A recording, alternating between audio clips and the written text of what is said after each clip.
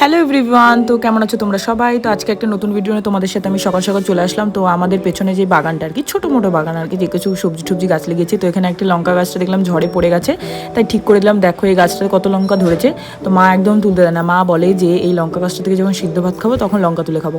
তো এই পাতাটা তোমরা কী নামে চেনো জানি না, আমার মা বলে এটাকে খাড়কোল পাতা, কেউ বলে এটাকে ঘ্যাটকোল পাতা। তো এই পাতাটাকে আজকে আমার মা বাটা করবে। তো আমি একটা পাতা তুলে নিয়ে চলে আসলাম, আর পাতাটা আমি কুচি কুচি করে কেটে নিলাম।